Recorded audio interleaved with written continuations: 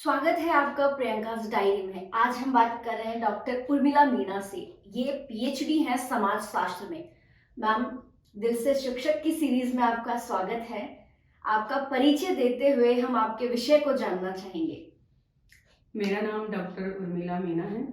मैं एमएलएसयू मोहनलाल सुखाड़िया विश्वविद्यालय उदयपुर में पढ़ाती हूँ और मेरा जो सब्जेक्ट है वो समाजशास्त्र है और उसको मैं बहुत ज़्यादा सम्मान भी देती हूँ क्योंकि बहुत गहराइयों से जो मैंने उसमें पढ़ाई की थी, टीचिंग किया था, उसमें वो मेरी फीलिंग्स थी कि छोटे बच्चे को पालते हुए बेटी को भी बड़ा किया था, बेटे को भी बड़ा किया था उसमें, तब मैंने पीएचडी करी थी दोनों बच्चों को। फिर मेरी गाइड ने कहा था कि बेटा तुम नेट निकालो इसमें तो ज़्यादा अच्छा रहेगा। तब मैंने 2023 में मेरा पीएचडी में एंट्रेंस हो गया था। उसके बाद मैंने मतलब कि 2014 वाली जो दिसंबर वाली जो नेट होती है उसमें मैंने नेट को क्वालिफिकेशन भी कर लिया था। वो मेरी जो मैं उसका भी श्रेय मेरा यदि पूछा जाए मेरे से तो किसको जाता है, मैं मेरी जो सुपरवाइज़र थी प्रोफेसर मोनिका नागौरी मैम, उनको देती हूँ क्योंकि उनका मेरा बहुत ज़्यादा सहयोग था। उन्होंने कहा कि बेटा तुम गाँव से जुड़ी हुई हो पर मुझे तेरे पर पूरा विश्वास है कि तुम ज़रूर कर सकती हो इस चीज़ को। तो मुझे लगा कि मैम ने कुछ मेरे में देखा ही होगा, इसलिए मुझे मेहनत करनी चाहिए। मैं प्रेगनेंसी में भी थी, मेरा मतलब कि 6 मंथ चल रहा था, तब मैंने इसकी तैयारी करी थी नेट की। फिर मैंने लाइब्रेरी में जाके मैं बैठ जाती थी, बेटी को स्कूल छोड़ती थी। बेटी का जब प्ले ग्रुप था उसमें वो 3 घंटे के लिए ही जाती थी। मैं वो 3 घंटे में ही नेट की तैयारी करती थी और मैंने सिर्फ 2 महीने तैयारी करी थी नेट की और उसमें मैंने नेट क्वालिफिकेशन कर लिया था। मुझे बहुत अच्छा लगा था और तभी से मुझे सोशियोलॉजी में इतना ज़्यादा रुझान हो गया था, जबकि यदि पूछा जाए कि मुझे सब्जेक्ट में किस में रुझान था तो मेरा हिंदी से मेरा मकसद था कि मैं हिंदी से एमए करूँगी। और मेरे हस्बैंड ने क्या किया था कि उसमें सोशियोलॉजी से एमए करवा दिया था क्योंकि मेरी बीएड की जो फाइनल एग्ज़ाम होती है मैं जयपुर देने चली गई थी। उन्होंने मेरे से बिगर पूछे, बिगर सलाह लिए उन्होंने मेरे सोशियोलॉजी से एमए का फॉर्म लगा दिया था।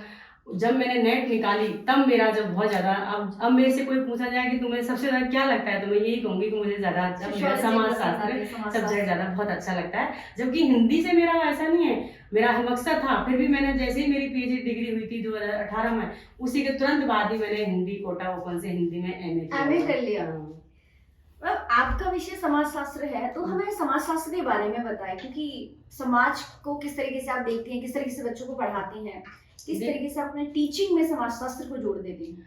देखो, समाजशास्त्र हमारा सब्जेक्ट ऐसा है जो सारे सब्जेक्टों को लेकर चलता है। हम बात करें कि हमारा जो समाजशास्त्र है वो क्या सारे जो भी हमारे देखिए हमारा खगोल शास्त्र है, प्राणी शास्त्र है, गणित शास्त्र है, सारे सब्जेक्टों को लेते हुए सबको इंक्लूड करते हुए ये समाज क्या करता है, समाजशास्त्र पूरे समाज की बात करता है। और रही आप कह रहे हो कि भाई समाजशास्त्र एक तरह से पहले सिंपल सी एक हम कह सकते हैं कि समाजशास्त्र एक मानव समाज का विज्ञान है, क्योंकि ये विशुद्ध विज्ञान है, ना कि कोई व्यवहारिक विज्ञान है। जो इसमें जो हमारी आंखों से हम देखते हैं प्रैक्टिकली रूप में वो करते हैं, उसी को क्रमबद्ध तरीके से व्यवस्थित ये करता है, इसी को हम समाजशास्त्र कहते हैं। और इसमें जो हम पढ़ाते हैं कि हमारे जो समाजशास्त्र की हम बात करें, आपने कहा कि समाजशास्त्र में जो हम बात करें तो समाज हमारा शास्त्र क्या है कि एक जमीनी लेवल से हम बात करें तो ये परिवार हमारे जो किस तरह के विवाह होते हैं, इसमें किस तरह के संबंध हमारे पाए जाते हैं, इसमें किस तरह की हमारी नातेदारी पाई जाती है, किस तरह की संस्थाएं, किस तरह की हमारी समितियां, सब चीज़ों की ये बात सबको जोड़ते हुए और सबको क्रमबद्ध तरीके से व्यवस्थित करते हुए ये हमें जोड़ता है और हमारे समाज को बांधता है। समाजशास्त्र पढ़ाती हैं आप मैम, तो एक टीचर का व्यू, एक टीचर का, एक प्रोफेसर का, एक शिक्षक का दृष्टिकोण समाजशास्त्र के लिए कैसा होना चाहिए आपके दृष्टिकोण से?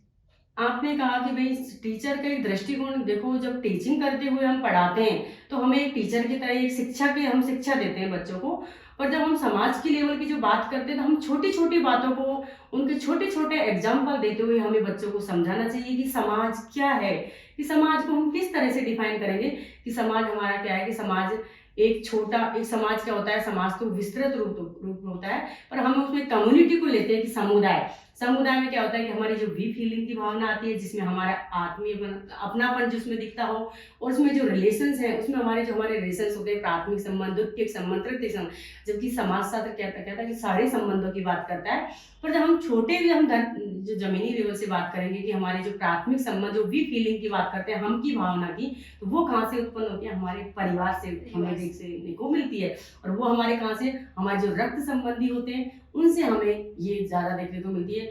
और जब हम उसकी भी बात करें कि भाई आपको बच्चों को, जब आपने कहा कि भाई आप किस तरह से उसको समझाओगे समाज शास्त्र को, तो हमें बताओगे सबसे पहले हमें क्या लेने का, रूरल अर्बन को दोनों को डिफाइन करना होगा कि हमारे जो गांव में किस तरह की भी फीलिंग पाई जाती है और शहर में किस तरह की भी फीलिंग हमें देखने को मिलती है, जो कि हम भावना हम उसको कह सकते हैं।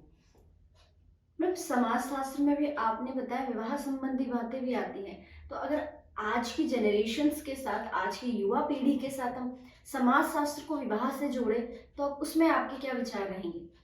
देखो, वैसे तो जब हम समाज शास्त्रीय दृष्टिकोण से हम विवाह की बात करते हैं, तो हमारा समाज शास्त्र कहता है कि विवाह एक स्त्री और पुरुष को जोड़ने का काम करता है, विवाह बंधन में बांधता है। फिर हम बात करते हैं कि विवाह क्या है, कि स्त्री पुरुष का संबंध है, जो उनसे संबंधों के बनने से ये क्या करते हैं, प्रजनन क्षमता होती है कि उसमें जो बच्चे उत्पन्न करते हैं, जिससे कि हमारा जो परिवार क्या होता है, बनता चला जाता है। और ये एक पीढ़ी से दूसरी पीढ़ी फिर इससे क्या होती है, हस्तांतरण होती चली जाती है।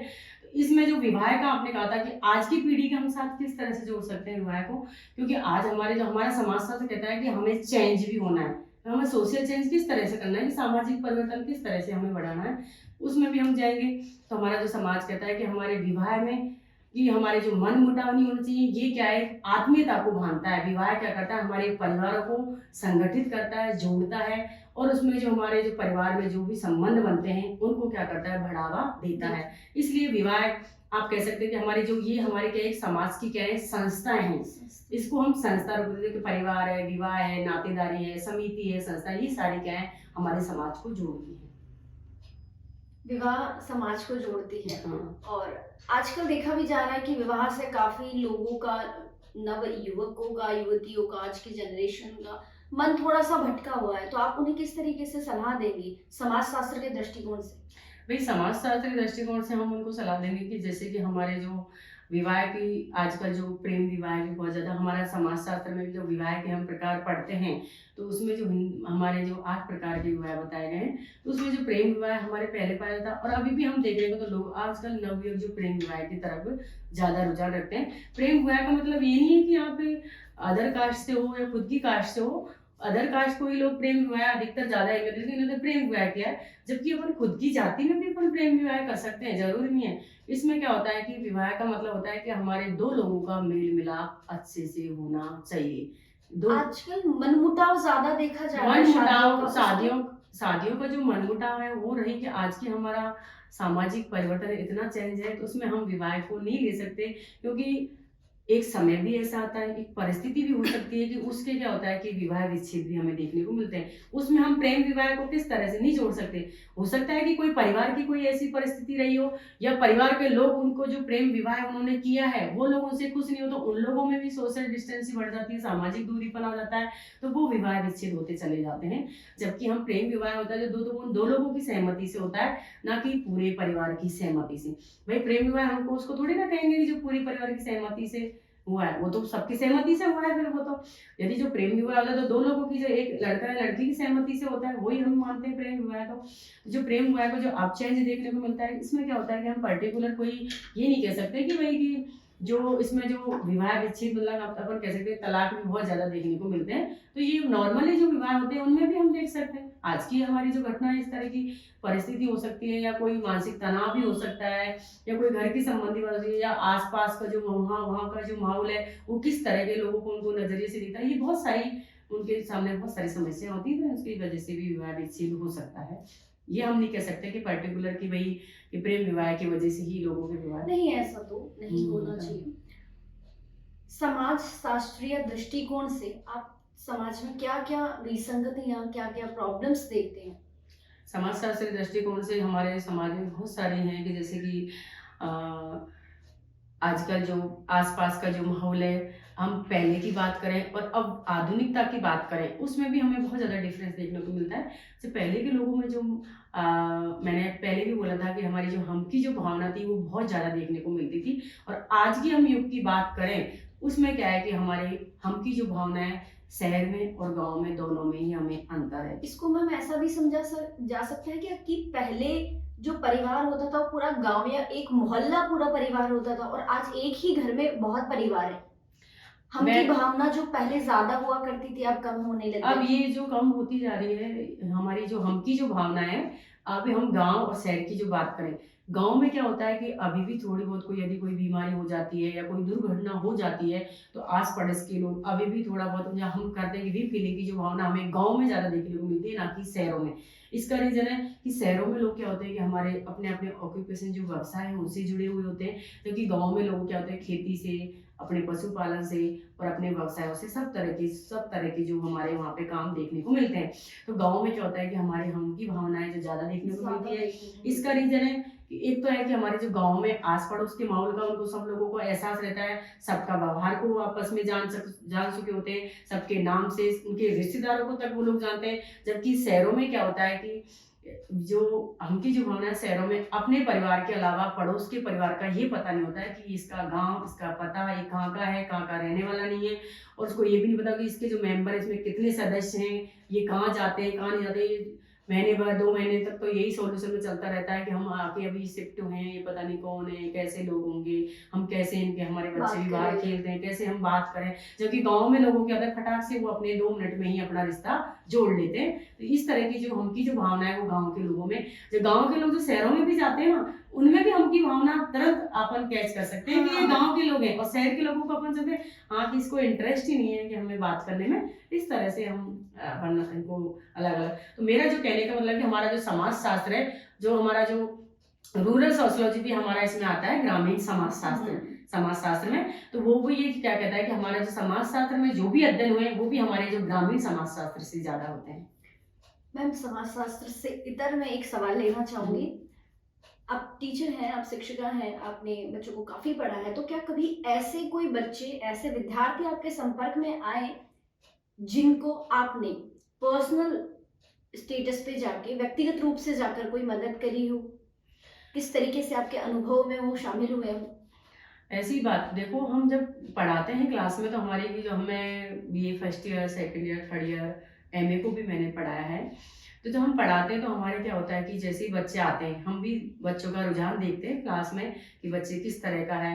एक टीचर को ये भी पता रहता है कि इस बच्चा का पढ़ने में, इस बच्चे का इंटरेस्ट है या नहीं है, ये कहीं और भी ध्यान भटक रहा है। और मैं तो कहती हूँ कि टीचर वही होता है जो सारे स्टूडेंट को, जो सारे जो विद्यार्थी बैठे हुए होते हैं, उनको सबको ध्यान में देखते हुए, उन पे सबको ध्यान में देते हुए, तो उनको पता चलना चाहिए कि भाई कौन सा जो विद्यार्थी है, किस तरह का पढ़ने में मन है कि नहीं है।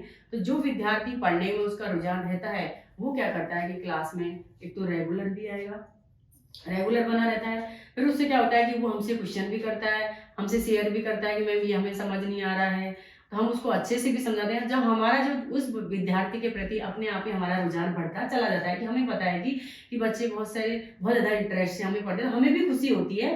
तो उसमें क्या होता है कि बच्चे जैसे कि माँगते हैं कि कई बार हमें, हमारे जो इस कॉलेज लेवल में क्या होता है कि अधिकतर बच्चे बुक के बारे में पूछते हैं कि मैम ये बुक हमें लाइब्रेरी में मिल सकती है, हमें वहाँ से मिल सकती है। तो मेरी तरफ से जो सहायता करने की होती है बच्चों को, तो मैं यही कहती हूँ कि जो बुक आपको मार्केट से खरीदने की ज़रूरत पड़े तो वो मेरे से बात करना। जब तक आपको लाइब्रेरी में बुक मिल सकती है तो लाइब्रेरी से ही आप इश्यू कराना, क्योंकि आपके वहाँ पे कार्ड अवेलेबल होते हैं। आपको कार्ड दिए जाते हैं, 3 कार्ड उनको मिलते हैं, तो 3 बुक वो निकलवा सकते हैं। या फिर हमारे कॉलेज में क्या होती है कि बुक बैंक भी होती है, तो वहाँ पे आप फीस जमा करा के फिर वापस वो पैसे रिटर्न हो जाते हैं, वहाँ से वो बुक ले लेते हैं। तो मेरी जो हेल्प की ज़रूरत होती है, बच्चे आजकल जो हमारे कोविड में ऑनलाइन क्लासेस चली थी, तब बच्चे फ़ोन कर के पूछते थे मैम आपकी बीच में आवाज़ कट गई थी, हमें समझ नहीं आया। तो मैं कहती थी कि ठीक है, कोई बात नहीं, मैं आपको पीडीएफ बना के उसका सेंड कर दूँगी। यदि जब तुमको समझ नहीं आता है तो आप मेरे से वापस कॉल करके आप पूछ सकते हो। तो मैं पूरी हेल्प करने को उनको रहती हूँ कि बच्चे को अच्छे से समझ आना चाहिए और उनका अच्छा लगे, उनको लगे कि हाँ मैम ने हमें पढ़ाया और हमें समझ आया। फिर मेरा जाते ही क्लास में अगले दिन जाती हूँ तो मेरा रहता ही है कि कल का समझ आया नहीं है, तो मैं मेरा जाते ही स्टूडेंटों को पता रहता है कि बच्चे को मैम हमने कल पढ़ा था, तो ज़रूर क्वेश्चन करेगी। तो बच्चे भी प्रिपेयर होके आते हैं और अच्छे खुश भी रहते हैं। फिर मैं कहती हूँ हाँ अच्छा, आज अच्छा रहा, आज सब पढ़ के आए हो, तो उनको लगता है कि हाँ ठीक है। बिना किसी छात्र या छात्रा का नाम लिए हुए अगर आप किसी व्यक्तिगत समस्या का समाधान आपने किया, क्या वो कोई समस्या हमें बता सकती है?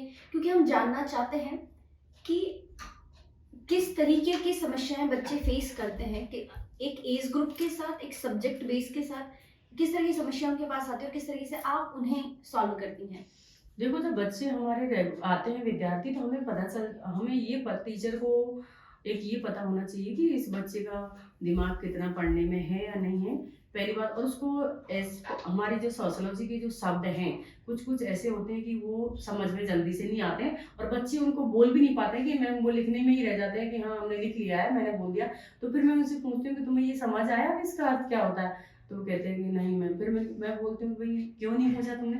तो वो हमें पता, टीचर को भी पता होना चाहिए कि जो अपन भी शुरू से लेवल पे हमने जो पढ़ाई करी थी, तो हमें भी लगता था कि ये चीज़ हमें टफ लगती है।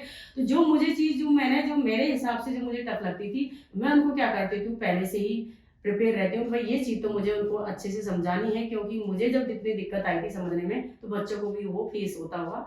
तो मैं मेरी तरफ से तो पूरी कोशिश करती हूँ, और यदि बच्चे भी मेरे से पूछते हैं तो उसका भी मैं आंसर हम पूरा देते हैं कि भाई इस तरह से। और उनको समझाने का एक तरीका होना चाहिए कि हमें किसी शब्द को समझाना है। जैसे कि आज ही मैंने एक टॉपिक पढ़ाया था दलित वर्ग का, वो तो उसमें आया था अस्पृश्यता। तो मैंने पूछा कि बच्चों से अस्पृश्यता क्या होता है, तो सारे बच्चे शांत थे। फिर मैंने कहा बेटा, अस्पृश्यता जो छूने योग्य नहीं है, इस तरह से। तो उनको क्या होता है कि टर्मिनोलॉजी हमारी समाचार की, जैसे कि परिप्रेक्ष्य की बात करें तो इसका भी अर्थ बच्चे नहीं समझते। तो उनको बोल रही कि एक दृष्टि से दूसरी दृष्टि की तरफ देखना हमारा क्या कहता है, परिप्रेक्ष्य। जी, हमें किसी चीज को किस तरह से, किस नजरिए से हम देख रहे हैं। जैसे कि हमें समाज को देखना है तो उसमें किस तरह से उसको देखना है, तो ये क्या कहलाता है, हमारा परिप्रेक्ष्य कहलाता है। तो ये जो हमारे शब्द में अलग अलग सब्जेक्ट की, अलग अलग विषय की क्या होते हैं, शब्द ऐसे होते हैं जो समझ में नहीं आते हैं, उन्हें हमें क्या होता है, टीचर को, मेरा मानना है कि खुद टीचर को ये समझना चाहिए कि ये बच्चे को वाकई में समझ में नहीं आ रहा होगा। तो मेरी क्लास के अधिकतर बच्चे यही बोलते हैं कि मैम, आप पहले से ही पता रहता है कि हमें ये चीज समझ में नहीं आ रही, तो हमें पहले से ही बता देते हैं। अक्सर बच्चे ये अक्सर सवाल बच्चे करते करते ही हैं हैं मैम, कि आपको कैसे पता लग जाता है? तो मेरा जो अनुभव, आप यदि मेरा जो एक्सपीरियंस है, मैं तो कहती हूँ कि जब मैंने सोशियोलॉजी को पढ़ा था, तो मुझे क्योंकि सोशियोलॉजी में बिल्कुल इंटरेस्ट नहीं था, मेरी यदि दिल की बात है, क्योंकि मुझे सोशियोलॉजी सब्जेक्ट, क्योंकि उसमें बहुत सारी जो डेफिनेशन आती है, परिभाषाएं, वो मुझे बहुत टफ लगा करती थी। और उसमें आज आप पीएचडी लेकर बैठे हैं, उसमें जो समाजशास्त्र। बुक पूछती हैं, बुक आती है, बहुत सारी बुक हमें याद करनी पड़ती थी। तो मुझे लगता था यार, ये सोशियोलॉजी सब्जेक्ट, सब लोग कहते हैं समाजशास्त्र बहुत इजी है, पर मैं कहती हूँ कि समाजशास्त्र इतना इजी नहीं है। पढ़ने वाले की इजी है, वो तो इच्छाएं जगानी होती है कि आप पढ़ सकते हैं। एक मैम, आप बता रहे थे कि आपने हिंदी, आपकी हिंदी बहुत अच्छी थी, आपने हिंदी से एमए करने की इच्छा रखी, बाद में आप समाजशास्त्र में आ गए। तो मैं हिंदी और समाजशास्त्र के बीच का संबंध देखना चाहूंगी, आपके दृष्टिकोण का, कि आप किस तरीके से हिंदी और समाजशास्त्र को एक साथ लेकर चलती। देखो, हिंदी हमारे क्या है, एक हमारी मातृभाषा भी है। तो हिंदी ऐसा है कि हिंदी के बिना हम समाजशास्त्र को भी नहीं पढ़ सकते, और समाजशास्त्र ऐसा सब्जेक्ट है क्योंकि समाज के बिना हम हिंदी का भी अध्ययन नहीं कर सकते। क्यों? साहित्य समाज का दर्पण है। हाँ भाई, हिंदी, हम कहते हैं कि हिंदी हमारा शब्दों का ज्ञान है। हिंदी हमने शब्दों से बनाई हुई हमारी हिंदी, एक तरह से हम बोल सकते हैं। पर हमारा जो हिंदी को भी हम पढ़ेंगे तो समाज का अध्ययन करके हम कोई कहानी निकालेंगे, कोई गद्य को निकालेंगे, उसमें से हम किसी पद्य को निकालते हैं। तो मेरा जो मतलब है कि हमारा जो समाजशास्त्र क्या है, हमारे सारे सब्जेक्ट, सारे विषयों को लेकर ये चलता है। हिंदी के बिना हम समाजशास्त्र को नहीं पढ़ सकते हैं, और समाजशास्त्र के बिना हमारी हिंदी भी हम नहीं पढ़ सकते हैं। तो ये दोनों का कॉम्बिनेशन ऐसा है कि दोनों का जुड़ा। जैसे कि हम कोई कहानी लिखना चाहेंगे, तो कहानी कैसे लिखेंगे, हमें कहानी में क्या करना होगा, हम किसी कहानी को लिखेंगे। जैसे कि हमें पेड़ के ऊपर कोई कहानी लिखनी है या कोई कविता लिखनी है, तो उसमें हमारे समाज के संबंध क्या होते हैं, संबंध वो होते हैं। जैसे कि आज आपने मेरे से कहा कि मैम, मुझे आपसे थोड़ी कुछ बात करनी है, तो ये क्या हुआ, हमारा इंटरेक्शन हुआ, आपस में क्रियाएं हुई दोनों की, दो बीचों में, फिर दो व्यक्तियों के बीच में हो सकती है। और यही क्रिया आप क्या होगी, जब आप किसी सामने को वाले को बताओगी। या आजकल हमारा जो इंटरनेट है, इसमें अपन क्या कर सकते हैं, हम गूगल पे या यूट्यूब पे, इंस्टाग्राम पे डालते हैं, तो ये क्या होगा, एक समूह में बचा, दूसरे समूह में। फिर हो सकता है कि हम इसी चीज को हम कोई एक समूह से दूसरे समूह में अपन चर्चाएं करते हैं, तो ये क्या हुआ, एक बहुत बड़े समाज के रूप में फैल जाता है। तो ये क्या हुआ, हमारी एक भाषा थी, हिंदी हमने सुना पहले हिंदी में हम एक कविता लिखेंगे, कविता को हमने समाज से जोड़ा, फिर वो एक पूरे समाज में मिला, ये क्या हुआ, हमारा समाजशास्त्र हुआ। तो हिंदी को हमने कैसे जोड़ा, समाजशास्त्र को हम इस तरह से इतना हिंदी और इतनी हाँ। गहराई से लेकर आप सब्जेक्ट को लेते हो, आप समाजशास्त्र को लेते हो, फिर तो समझ में आना ही चाहिए बच्चों को, ऐसे कैसे नहीं आएगा। बन एक और मेरा सवाल है आपके बारे में। काफी जगह से मैंने जिक्र सुना है कि आप काफी काफी जमीनी स्तर से जुड़ी हुई हैं प्रोफेशंस को लेके, अपने टीचिंग को लेके, अपने स्टूडेंट्स के साथ। तो मैं आपके व्यवहार की वो चीजें जानना चाहूंगी, हमारे दर्शकगण जानना चाहेंगे, जमीनी स्तर से किस तरीके से जुड़ा जाए, किस तरीके से हम बिल्कुल धरातल पर रह सकते हैं, पढ़ाई में, पर्सनल लाइफ में, स्टूडेंट के साथ, हम टीचिंग लाइन में, वो बताएं।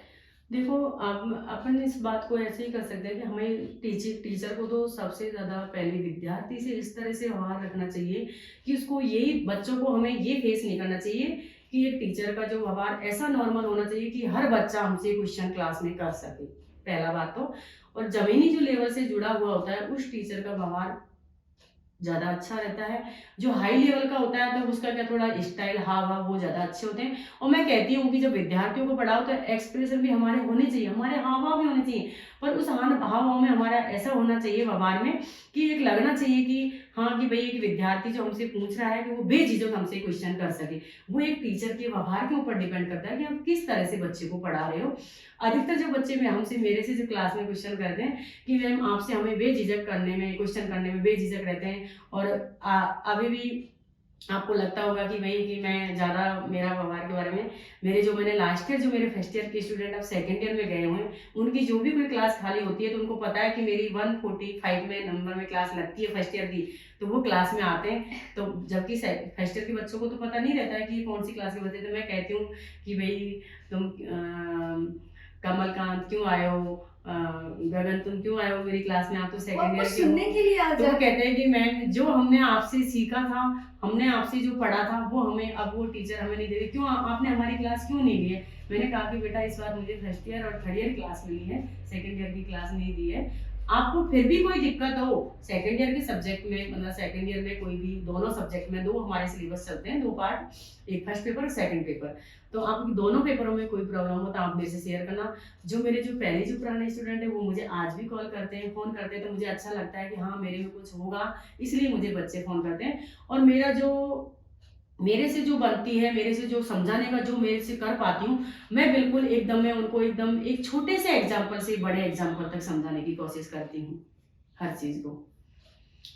मैम काफ़ी हद तक आपने ये बता दिया कि आपके स्टूडेंट्स आपको बेहद चाहते हैं, बहुत आप दूर दूर चले जाते हैं फिर भी आपको कॉल मैसेज करते हैं।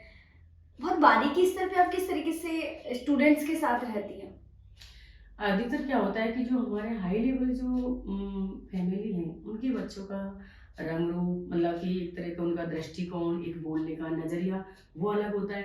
हमारे जो गांव से जो जुड़े हुए बच्चे होते हैं उनका बेचारे का एक पहनने का ढंग, उनका एक बोलने का ढंग, उनका तरीका थोड़ा अलग होता है। टीचर भी क्या करते हैं, अधिकतर जो हाई लेवल एक सुंदर आता है, एक बन ठन के आता है, उसको ज़्यादा प्रेफरेंस करते हैं। पर मेरा मानना है कि जो हमारे जो गाँव से जो बच्चे, गरीब बच्चे बिल्कुल आते हैं, मैं मेरी दृष्टिकोण से देखती हूँ तो मैं उनको ज़्यादा बढ़ावा देती हूँ। मतलब मेरा मतलब कि मैं सबको समानता का जो हमारा समाजशास्त्र कहता है कि हमें किस दृष्टिकोण से हमें देखना है, तो मैं सबको एक समानता के लेवल पे देखती हूँ। पर जो बच्चे बोल नहीं पाते उनको मैं कोशिश करती हूँ मेरी क्लास में बुलवाने का कि ये किसी तरह से इनके झिझक खुले बोले। क्योंकि जब पढ़ती थी, जब मैं एक छोटे से गाँव से एक कस्बे में गई थी, तो वहाँ पे एक अंकल आंटी ऐसे बच्चियाँ लड़की बोला करती थी हेलो हाय, तो मुझे थोड़ा सा अटपटा लगता था। तो वो फीलिंग मुझे पता है कि जो गांव के जो बच्चे आते हैं ना उनका अलग ही रूप दिख जाता है। तो मुझे लगता है कि इन बच्चों को बोले, फिर मैं कहती हूँ कि तुम जैसी मैं थी, मैंने भी ऐसे ही किया था बेटा, मैं गांव से बिल्कुल जुड़ी हूँ, मेरे पापा खेती करते हैं, तुम बोला करो, मेरे से पूछा करो, तुम मेरे से कुछ भी कहो, मैम हमें ये समझ नहीं आ रहा, चाहे आप गाँव की भाषा में बोलो पर मेरे से बोलो, तुम बताओ कि तुम्हें क्या समझ नहीं आ रहा है। जब भी तुम आगे टीचर से बात करोगे। जो बच्चे बेचारे जो गाँव से आते हैं, वाक़ई में मैं तहे दिल से उनका बहुत ज़्यादा सम्मान भी रखती हूँ, और कुछ भी प्रॉब्लम बताते हैं, अभी भी उनकी कोई क्लास नहीं होती है, कुछ भी नहीं होते, तो मुझे फ़ोन करके पूछते हैं कि मैम ये हमारी क्लासें नहीं होंगी क्या? तो मैं कहती हूँ बेटा मुझे नहीं पता है, मेरे समाजशास्त्री पढ़ाती हूँ और सब्जेक्ट क्लास में हम आपके टीचर से बात, मैम आप पता करके बता सकती हैं? तो मैं कहूँगी बेटा मैं पूरी कोशिश करूँगी, यदि किसी से कॉन्टैक्ट हो गया तो मैं बताऊँगी तुम्हारी क्लास क्यों नहीं हो रही है। तो ये है कि बच्चों को हमें बताना चाहिए, हर कोई बच्चा हर टीचर से भी नहीं खुल सकता है, हर कोई टीचर हर बच्चे को भी एक्सेप्ट नहीं करते हैं। और मेरा मानना है कि टीचर को सारे बच्चों को क्लास में पढ़ाते हुए समानता का अधिकार, मतलब समानता की दृष्टि से देखना चाहिए, और जो बच्चा कम बोलता है क्लास में उसको जबकि बुलवाने की कोशिश करनी चाहिए, जिसकी उसका डर निकले, हमें क्या करना है, बच्चों का डर निकलना है और उनका आत्मविश्वास को बढ़ाना है, उनको डाउन नहीं करना है। क्योंकि हमारे शिक्षा लेवल पे गांव के बच्चे भी आते हैं, शहर के बच्चे भी आते हैं, उसमें मिडिल फैमिली के बच्चे भी आएंगे, और उसमें पुअर फैमिली के भी आएंगे, उसमें हायर फैमिली के भी बच्चे आते हैं। तो हमें सबको क्या करना है, हमें सबको एक लेवल से हमें देखना चाहिए। तो जो हमारे जो बेचारे जो बिल्कुल पुअर फैमिली से जो बच्चे आते हैं, वो क्या कर पाते हैं, अपनी बात को ना तो रख पाते हैं सामने टीचर के, ना वो बोल पाते हैं ढंग से। तो मेरा मानना है कि उनको ज्यादा हमें मतलब अहमियत, क्योंकि उनमें बहुत सारे टैलेंट छुपे होते हैं, हमें पता ही नहीं था। अधिकतर जो गाँव में कोई बच्चा क्या होता है कि जो गरीब परिवार से होता है, उनके टैलेंट क्या होते हैं, छुपे की दबे रह जाते हैं, उनको बता ही नहीं पाते। उनके हमें क्या करना है, हमें निकालना है, उनको टैलेंट को हमें दिखाना है कि भाई तुम में ये चीज है, इसको तुम आगे बढ़ो, इसको लेकर तुम इसको कर सकते हो। जैसे कि हमारी क्लास में जो मैं पूछती हूँ अधिकतर, भाई तुम्हें क्या क्या पसंद है, किस चीज में हॉबी रखते हो, तो बच्चे कुछ बोलते नहीं। अधिकतर क्या होता है, गाँव के बच्चे कहते हैं कि मैं कुछ नहीं बेटा, तुम में कुछ न कुछ तो टैलेंट, क्लास घर में से तो ज्यादा बोलते होंगे, किसी को ज्यादा पसंद होंगे, या मम्मी की हेल्प करवाते होंगे, या तुम पापा की हेल्प करवाते होंगे। तो फिर बच्चा हंसता है उसके बाद में कि नहीं एक बार हंसो, एक बार और हंसो। इस तरह से क्या होता है कि हमें बच्चे करवा देते हैं हाँ, क्लास इस में। झिझक हमें उनके बच्चों की डर निकालना होता है। तो उससे क्या होता है कि हमें उनके टैलेंट को हमें देख सकते हैं, हमें पता चलता है कि इनमें क्या टैलेंट छुपा हुआ है। कोई बच्चा ऐसा मिला जिसका टैलेंट आपने देखा हो, उसको निखार के लाए हैं आप बाहर? हाँ, एक हमारे अभी एक लड़की थी, वो बहुत अच्छा डांस करती थी और वो गाँव से जुड़ी थी। मैंने कहा कि किस तरह के गानों पे डांस करती हो? कि मैम मैं ना हम अपने गाँव में जो उन पे होते हैं उन पे मैं डांस करती हूँ। मैंने कहा बेटा मैं भी उन्हीं पे कर सकती हूँ, अरे मुझे वाह! भी फिल्मी गानों में नहीं आता है, तो आप उसी स्टेप को राजस्थानी गानों में लीजिए ना, आप करो। और आप फ्यूजन क्रिएट करवा दिया आपने। हाँ, मैंने कहा आप उनको राजस्थानी में अपनी वो वाली स्टेप भी तो चलती है, आप उनको करो। तो उन्होंने कहा कि मैम पता नहीं स्टेज पे, मैंने कि बेटा आपको स्टेज की तरफ नहीं देखना है, आपको डांस को करना है कि मुझे इस गाने की स्टेप से किस तरह से डांस करना है। फिर मैंने कहा कि जब हमारी डांस प्रतियोगिता थी, तो मैंने उस बच्ची को मैंने कहा कि अब नेहा मैंने तुम्हारा नाम लिखवा दिया है और तुम्हें डांस करना है बेटा, तुम्हें मेरी लाज रखनी है ना, मैं तुम्हारी टीचर हूँ। उसने कहा कि मैम ऐसा नहीं करना है। मैं तो नहीं कहूँगी कि नहीं बेटा, तुम्हें कांच, तुम्हारे घर में शीशा तो होगा, छोटा होगा, मेरा ज्यादा बड़ा है। हाँ मैम छोटा, उसके आगे एक बार करना, तुम देखना, फिर मम्मी से पूछना। अच्छा चलो बेटा, तुम्हारी सहेलियाँ क्या कहती है तुम्हारे डांस के लिए? उन्होंने कहा कि मैम सब अच्छा कहती है, तू अच्छा डांस करती है। तो मैंने कहा कि तुम एक बार करके देखो, यहाँ कोई वो नहीं है कि भाई तुम्हें कोई बुराई करेगा, सब तालियां क्लैपिंग होती है, सबकी होती है। कोई किसी की तूने देखा किसी के डांस में क्लैपिंग है? तो क्लैपिंग तो होगी ना तेरे डांस में। तो फिर उसने कहा कि ठीक है मैम मैं कर दूंगी कालबेलिया गाने पे।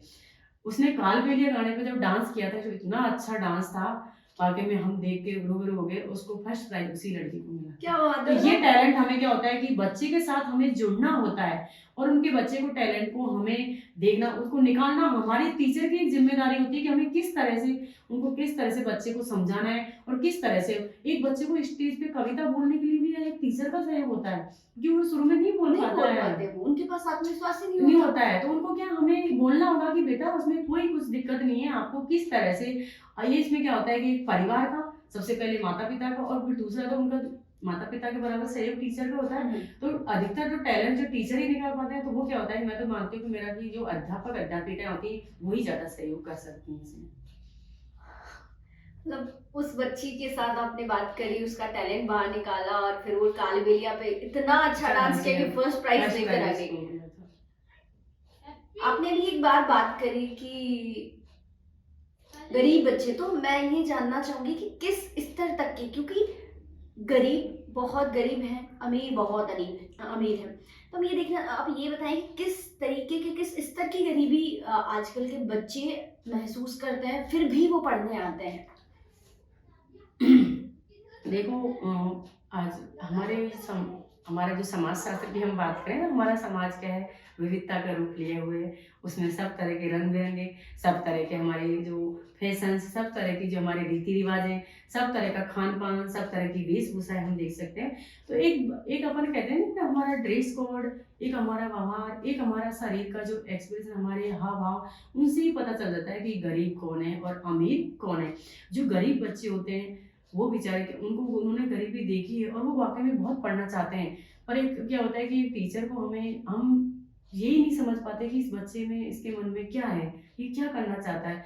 तो बहुत से बच्चे इतने मतलब कि इतने तहे दिल से पढ़ते हैं आके क्लास में, तो हमें बहुत मतलब कि मैं तो मेरी कहूँ कि मुझे ऐसा लगता है ना कि इनको पढ़ाती रहे, इनको समझाओ भाई तुम्हें क्या करना है। जैसे कि मेरा एक मोची, उसके पिता मोची का काम करते थे, वो लड़का आया करता था, तो वो उसको जो क्लास में भी समझ नहीं आता तो वो मुझे फ़ोन करता था कि मैम मैं अभी पढ़ रहा था, जो आपने पढ़ाया था वो मुझे, मैं पूछ सकता हूँ? हाँ बेटा बोलो क्या सब दिक्कत है। तो मुझे इतना अच्छा लगता था। फिर मैंने एक दिन पूछा, मुझे पता नहीं था कि इसके पापा मोची का काम कर रहे हैं। फिर मैंने क्लास में ही पूछा उसको अगले दिन आके कि सौरभ तुम्हारा मम्मी पापा क्या करते हैं, कि मैंने कहा, कल क्यों नहीं आए थे? मैम पापा है ना, जो कल तबीयत खराब थी तो मैं ना पापा की दुकान पर बैठ गया था। मैंने कहा बेटा क्या दुकान करते हैं? तो उसने बोला ही नहीं कि क्या करते हैं बेटा, बोलो ना, इसमें कोई शर्म की बात नहीं है। क्योंकि मेरे पापा खेती करते तो मैं भी गाँव में गोबर पटकती, भैंस रखते हैं, तो उनको लगा कि हाँ मैम भी ये कर सकती, तो मैं क्यों नहीं बोल सकता। बिल्कुल उनके स्तर तक हाँ, जाकर आपने फिर बात मैंने करी। कहा मैं कि मेरे पापा गाय भैंस रखते हैं बेटा, और मेरे ससुराल में भी मेरे सास ससुर हैं, उनके पास भी गाय भैंस है। मैं यहाँ से जाती हूँ तो मेरा ये ड्रेस कोड नहीं रहता है। मैं यहाँ जैसे बन ठन के आती हूँ, मुझे सर पे पल्लू भी रखना पड़ता है, मुझे पर्दा भी करना पड़ता है वहाँ, और मैं वहाँ गोबर भी पटकती हूँ, थापती भी हूँ। अपने कंडे देखे होंगे, उनको भी मैंने थापा है, और मैं चूल्हे पे भी खाना बनाती हूँ। तब उसने बताया कि मैम मेरे पापा मोची का काम करते हैं।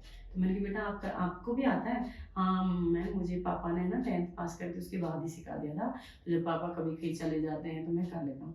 मैंने कहा एक बार सभी आप क्लैपिंग करो इसके काम के लिए, ये इतना अच्छा काम करता है, पिता के लिए इतनी प्रति, ये बहुत अच्छा भाव है। और मैंने उस दिन कहा कि बेटा तुम मुझे पता है अच्छी ऊंचाइयों को छूओगे, तुम दिल से, और जो भी तुम्हारे लिए कोई हेल्प की ज़रूरत हो, समझ आया तो तुम मुझे ज़रूर बताना, मेरे लायक जो हो सकेगी मैं ज़रूर तुम्हारी वो सेवा करूँगी। तो इस तरह से क्या हमें निकालना चाहिए कि कौन बच्चा, एक गरीबी जो बच्चे हैं वो तो अलग ही दिख जाते हैं, और उसमें उनका एक, हम उनको वीक फीलिंग की तरफ से देखेंगे तो वो अपना अपना आप ही अपनी अपनी मतलब कि दुख दर्द को वो अपने आप बयां कर देते हैं, वो अपना आप ही उनका दुख निकल पड़ता है सामने।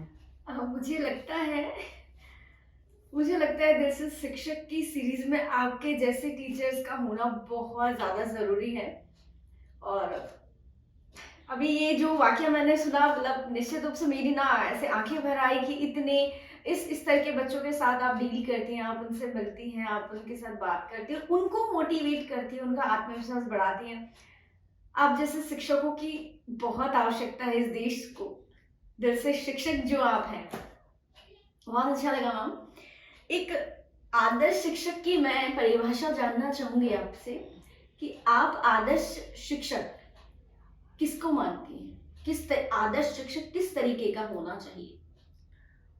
आप मेरा व्यू देखना चाहती हैं आदर्श में, तो मैं तो यही कहूंगी कि आदर्श टीचर वही होगा आज के युग को, हमारे आज के वर्तमान को देखते हुए, जो एक बच्चे को, एक विद्यार्थी एक खुद को अपना गुरु माने, और उसको ऐसा विद्यार्थी, मतलब विद्यार्थियों को जो भी उनको पढ़ाते हैं उनको इस तरह से देखे कि वाकई में मुझे इन बच्चों के लिए कुछ करना है, और मुझे चाहे जी जान लगानी पड़ जाए पर इनको मुझे आगे बढ़ाना है, और मेरे पद चिन्हों को इनमें छोड़ना है और इनके पद चिन्हों को भी और आगे बढ़ाना है। वही आदर्श टीचर हो सकता एक आपके विषय के साथ एक सवाल है हमारा, समाज शास्त्र। आजकल के बच्चे स्कूलिंग के बाद में ज़्यादातर मैथ, साइंस को ज़्यादा लेते हैं, बायो को ज़्यादा लेते हैं, तो आप किस तरीके से मोटिवेट करेंगे कि आप समाज शास्त्र नाम का भी एक विषय है, उसको भी लेना चाहिए, और इसके भविष्य के क्या भविष्य की क्या योजनाएं हो सकती है इस विषय के साथ?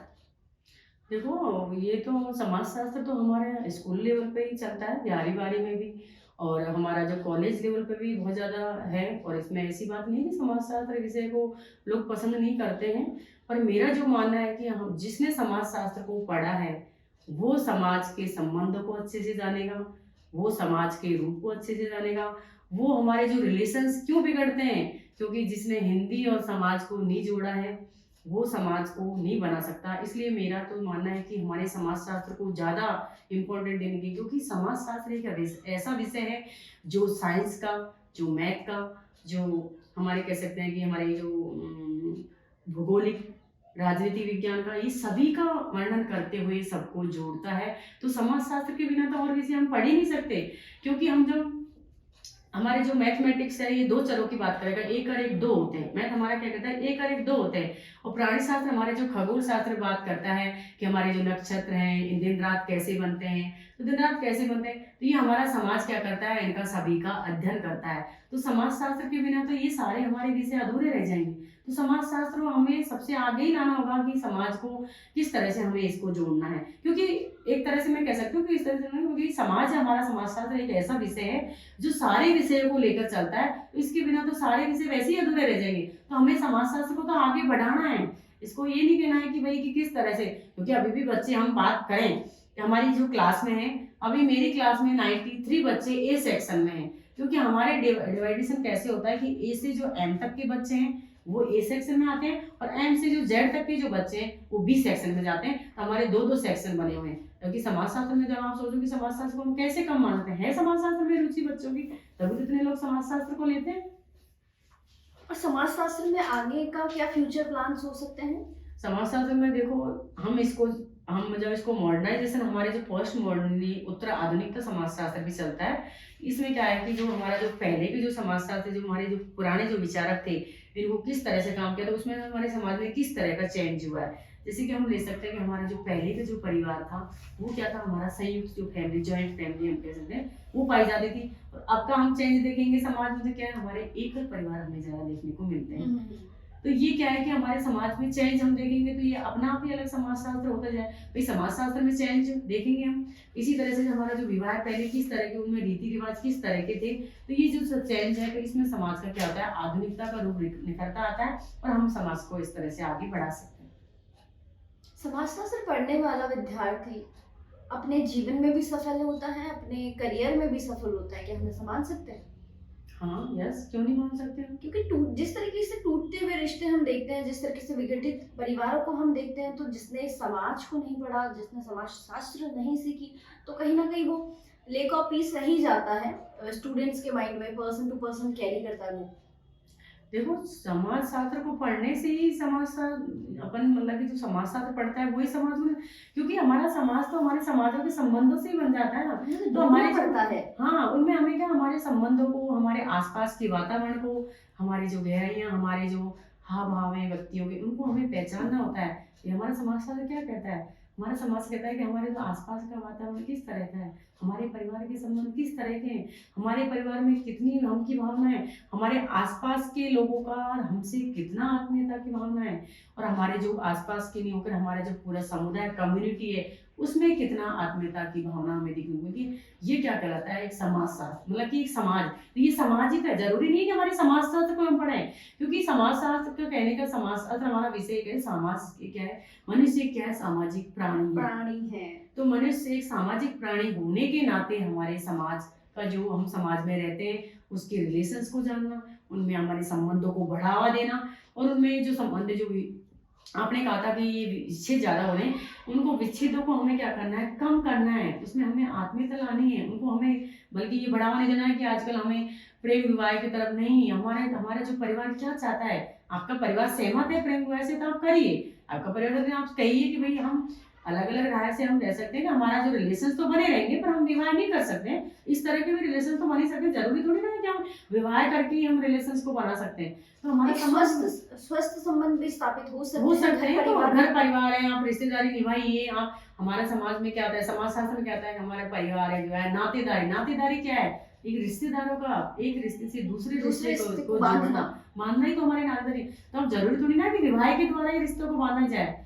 आज आपने मेरे से बात करी तो मैंने आपको पहले नहीं सुना था, मैंने आपको नहीं जाना था, पर आज आपको हो सकता है कि मुझे आपका व्यवहार अच्छा लगे, आपको मेरा व्यवहार अच्छा लगे, तो हमारे क्या होंगे, ये एक अंतःक्रिया हुई हमें आता दोनों में, और हमारे ये रिलेशंस में भी बदल सकते हैं। बिल्कुल मैम, निश्चित रूप से मैं तो हमेशा आपके साथ संपर्क में रहना चाहूंगी। आपने इतनी अच्छी बातें बताई, बहुत अच्छा लग रहा है आपसे बात करके। मैं एक और छोटा सा सवाल लेना चाहूंगी, आप समाजशास्त्र पढ़ाते हैं, आप बिल्कुल डूबी हुई हैं, पढ़ाना क्या आप डूबी हुई हैं उसमें। हमारे जो दर्शकगण हैं जिसमें विद्यार्थी भी हैं, जिसमें उनके माता-पिता भी हैं, आप उनको क्या संदेश देना चाहेंगी कि किस तरीके से बच्चों को रखें, किस तरीके से उनको समझें, किस तरीके से उनकी पढ़ाई, उनके करियर को, उनके तनाव को समझें? मेरा तो यही संदेश है कि देखो आज के हम समाज आज के जो सामाजिक चेंज हमारे देखने को मिलते हैं, क्योंकि परिवार में भी सब कोई बिजी है, हर कोई बिजी है। और जो एक हम ग्रामीण जो फैमिली की बात करें, जो ग्रामीण जो परिवार है, उसमें क्या है कि सब लोगों की एक होता है कि वो कृषि से जुड़ा हुआ है, या कोई उद्योग धंधों से जुड़ा है, या कोई सरकारी जॉब में भी बंधा हुआ है। तो उसमें क्या होता है कि हमारे बच्चों को भी हम उनमें क्या करना है कि जो ग्रामीण की हम बात करें, तो उनको हमारे कामों में भी जोड़ना है साथ में, और उनको उनकी पढ़ाई के साथ भी ऐड मतलब कि साथ में जोड़ना है। और उनके जो मनोरंजन के साधन है, मतलब कि किसी बच्चे को, क्योंकि हम बात कर सकते हैं कि जो 7 साल का बच्चे से ही हमें पता चलता है कि इस बच्चे का गेम्स में रुझान है, गाने में रुझान है, या इसको गार्डनिंग में रुझान है। उन चीज़ों को भी बढ़ावा देते हुए हमें क्या करना है कि उनको शिक्षा में भी आगे बढ़ाना है, और हमारे समाज के अपने परिवार के संबंधों को बताना है कि हमें बड़ों का किस तरह से आदर करना है, किस तरह से हमें किसका सम्मान करना है, हमें बड़े से किस तरह से बात करनी है। इस तरह से हमें क्या है कि सबसे पहले जो शिक्षा मिलती है वो कहाँ से मिलती है, हमें परिवार से मिलती है। और परिवार से मिलकर फिर हमें दूसरी शिक्षा मिलती है, वो हमें कहाँ से मिलती है, विद्यालय से मिलती है। और वो हमें किससे मिलती है, एक टीचर से मिलती है। तो ये क्या है कि एक तरह से हमारा जो परिवार का जो माहौल अच्छा होगा, उस बच्चे का उतना ही दिमाग क्या होगा, क्रिएटिव होगा, अच्छा होगा। तो सबसे पहले हमें क्या करना है कि आज की जो हम बात करें, आज की जो माता पिता की लाइफ भी इतनी बिजी है कि वो अपने बच्चों को टाइम नहीं देते, क्योंकि सबसे ज्यादा आज का जो हमारा स्मार्टफोन है, ये सबसे ज्यादा जीवन को क्या कर रहा है, बर्बाद कर रहा है। तो हमें जब हम ज्यादा फोन देखेंगे तो हमारे बच्चे भी अपना फोन देखेंगे। हम कहते हैं कि आजकल के बच्चे पेरेंट्स क्या होते हैं, ज्यादा बिजी होते हैं, तो कहते हैं चल थोड़ी देर बेटा तुम टीवी देख लो, मैं मेरा ये काम निपटा लेती हूँ। तो माँ सोचती है कि मेरा काम हो जाएगा, इनको थोड़ी देर टीवी में लगा देती हूँ। तो बच्चे टीवी देखेंगे, उनसे कहो कि बच्चा आप मुझे गाने सुनाइए या कोई पोएम सुनाइए, मैं मेरा काम कर लेती हूँ। इस तरह से हमें क्या होगा कि बच्चों को बहाना होगा, और हमें इन चीजों से, ये जो आजकल फोन है, ये फोन बहुत ज्यादा चल रहे हैं, इनसे हमें क्या होगा, रोकना होगा। मैं मानती हूँ कि इन चीजों से बहुत सारी चीजें, बच्चे कार्टून देखते हैं तो उनमें भी पढ़ाई संबंधी आती है, कार्टूनों में भी रामायण को दिखाया जाता है, महाभारत को दिखाया जाता है, बहुत सारी चीजें। पर एक उनसे भी हमें दूरी बना के रखनी है, क्योंकि बच्चा शहरों में क्या होता है कि बच्चे आजकल बाहर डर रहता है कि बाहर किसके साथ मैनेज करें, कैसे इनको खेलें, कौन से गेम खेलें। कोई डर भी रहता है कि आजकल क्योंकि बच्चों को उठा भी ले जाते हैं, या कोई किडनैप कर ले। इस तरह से क्या होता है कि बच्चे को हम क्या करते हैं, घर में अंदर रखते हैं। तो मेरा जो मानना है कि हम बच्चे को टीवी मोबाइल से थोड़ा दूरी रखना चाहिए आज के माहौल को देखते हुए, क्योंकि इनसे बच्चों में बहुत ज्यादा गलत इफेक्ट पड़ता है। और इसमें क्या होता है कि सबसे ज्यादा सहयोग माता पिता का होना चाहिए, क्योंकि माता पिता को बच्चों को बहुत ज्यादा टाइम देना चाहिए, उनके साथ थोड़ा खेलो, मौज करो, मौज मस्ती भी करनी चाहिए, उनके साथ गेम्स भी खेलने चाहिए, उनसे कोई कहानी भी सुनानी चाहिए। इस तरह से क्या है कि बच्चे का ध्यान डाइवर्ट होता है फोन टीवी से, और वो क्या करता है कि अपने वास्तविक दुनिया में भी रहता है। इस तरह से नए नए जो स्टूडेंट्स हैं, जो नए नए टीचर बनने की प्रोसेस में जो तैयारियां कर रहे हैं, जो नेट जेआरएफ पीएचडी की तैयारियों में हैं, आप उन नए स्टूडेंट्स को, नए बच्चों को, नए बनने वाले टीचर्स को क्या सलाह देना चाहेंगी दिल से शिक्षक के रूप में? मेरा जो मानना है कि देखो, जो नेट और जो पीएचडी में घुसने के बाद तो आदमी का थोड़ा व्यवहार, क्योंकि वो इतने सारे लोग जो पीएचडी की थीसिस लिखता है आदमी, तो बहुत सारे लोगों से उसको मिलना भी पड़ता है, उसको सोचना भी पड़ता है। तो उसका तो क्या है, एक तरह से बहुत मतलब कि एक चेंज अलग हो जाता है। तो उनको तो अपन क्या कह सकते हैं, एक क्या आदमी खुद पर्टिकुलर एक इंसान के ऊपर भी डिपेंड करता है कि वो वाकई में ही समाज के लिए कुछ करना चाहता है, या जो टीचर है या वाकई में वो बच्चों के लिए कुछ करना चाहता है। वो उसमें खुद में जुनून होगा तो वो जरूर करता है। ये हो सकता है कि एक हमें पार्ट टाइम जॉब मिल गई है, अच्छे से हमें बस आके क्लास लेनी है, तो ये एक मैं कहती हूँ कि हमें जो हमें, यदि मैं तो मानती हूँ कि जो हमें जिस 1 घंटे के जो पैसे दिए जा रहे हैं, उनका भी हमें बच्चों के साथ में सदुपयोग करना चाहिए। इसी से क्या है कि जो हमारे आगे जाके हम कहीं पे मिलते हैं, बच्चे मिल जाते हैं, तो हमें जो यदि वो कहीं अच्छी कंपनी में जॉब कर रहा है, कहीं सरकारी जॉब कर रहा है, या फिर कहीं अच्छा मतलब कि एक अच्छा व्यक्ति बन गया है, तो एक दिन हमें खुशी होती है कि देखो हमारे पढ़ाए हुए जो विद्यार्थी हैं आज हमारे सामने इतने अच्छे से खड़े हैं। दिल से शिक्षक में आपका अनुभव कैसा है, मैं वो जानना चाहती हूँ अंतिम रूप से। दिल से शिक्षक में मेरा अनुभव ये अच्छा है, आप लोगों से मुझे बहुत अच्छा लगा और आप लोगों ने मेरी अहमियत को इतना समझा कि जो आपने मुझे दिल से शिक्षक के आप इसको पहुँचाना चाह रही हैं मेरे संदेश को, तो आप कुछ कहना चाहेंगे हमारे दर्शकों से? आप अपने हिसाब से जो भी आपको संदेश देना है। मेरा संदेश तो यही कि आज के समाज के आदमी समाज में जो परिवर्तन हो रहे हैं उनको देखते हुए हमें जो हमारे आज के बच्चे हैं यही हमारे क्या होंगे आगे आने वाले भविष्य। भविष्य के भावी नागरिक यही बनेंगे। तो हमें क्या करना है कि आज के माहौल को देखते हुए आज का समय इतना चेंज हो गया है कि हम किसी के ऊपर कहते हैं ना विश्वास नहीं कर विश्वास सकते नहीं हैं। कर सकते। जैसे कि हम लड़की की बात करें तो हम एक लड़की को हमारे रिलेशन के घर में नहीं छोड़ सकते हैं। तो इनसे हमें इन ये क्या हमारी आज की बहुत ज़्यादा विडंबना है। तो इसमें क्या करना है कि हमें सबसे पहले हमारी लड़कियों को बच्चों को जागरूक करना होगा कि ये एक तरह से किस ये बहुत बड़ी विडंबना है, लड़की की बहुत बड़ी विडंबना है कि हम उसको अकेले क्यों नहीं छोड़ दें। हमें उसको समझाना होगा कि बेटा किस तरह से आपको रहना है, आज का समय कैसा है और उनको एक प्यार से पेश आना है। जैसे कि माता-पिता का व्यवहार आज के बच्चों में ऐसा होना चाहिए फ्रेंड की तरह, एक फ्रेंड की तरह। आपको बच्चों के साथ में कभी दोस्त का रूप भी दिखाना चाहिए, कभी माता-पिता का रूप भी दिखाना चाहिए, कभी एक सही मतलब एक तरह से अपन कह सकते हैं एक गुरु के रूप में भी आपको दिखाना चाहिए। इस तरह से क्या होता है कि घर में ही अपन सारे रूप बन के रहेंगे उनके सामने, तो बच्चे क्या होते हैं एकदम खुल के रहेंगे। जिससे कि और आज का जो समय मैं तो कहती हूँ कि आज के हमारे जो बच्चे हैं उन्हीं को हमें आगे बढ़ाना है, तो हमारा समाज अपना आप चेंज होता चला जाएगा। तो मेरा जो संदेश देना है कि हमें सबसे पहले हमारे परिवार पे ध्यान रखते हुए हमारे आसपास का वातावरण को हमें अच्छे से बनाए रखना है। क्योंकि आप जिस जगह पे रह रहे हो आपका आसपास का वातावरण यदि खराब है तो आप उसको भी सुधारने की कोशिश करो, उनको भी कुछ सिखाओ, आप ऐसी क्रिएटिव करो कि जिससे भी वो कुछ सीखें। हो सकता है कि आपके बच्चों में अच्छा आपने आपके बच्चों को अच्छे संस्कार दे रखे हो तो पड़ोसी भी आपके बच्चों को देख के कहेगा कि देखो उनके बच्चे कितने अच्छे हैं। तो हमारे अपने से सारी चीज़ की स्तर जो हमें शुरुआत करनी होती है अपने स्तर से अपने स्तर और से। अपने परिवार से हमें करनी होगी। अपने परिवार में जब चेंज होंगे तो वो अपना आप हमारा आसपास का वातावरण चेंज होगा, उससे फिर हमारा पूरा कम्युनिटी हमारा समुदाय चेंज होगा, फिर पूरा समुदाय होगा तो एक दूसरा समुदाय चेंज होगा, उससे हमारा पूरा समाज में हम चेंज देख सकते हैं। यही मेरा संदेश है। बहुत बहुत धन्यवाद मैम। मुझे ऐसा लगता है कि मुझे और स्टडी करनी चाहिए और अध्ययन करना चाहिए आपसे बात करने के लिए, क्योंकि बहुत सारी चीज़ें, बहुत सारे की नोट्स आपने दिए हैं। निश्चित रूप से हम आपसे दोबारा भी बात करना चाहेंगे कीवर्ड्स को लेकर, और आपने बहुत बहुत हमें समय दिया, इसके लिए बहुत बहुत धन्यवाद। आभार आपका प्रियंका's डायरी की तरफ से। Thank you so much ma'am.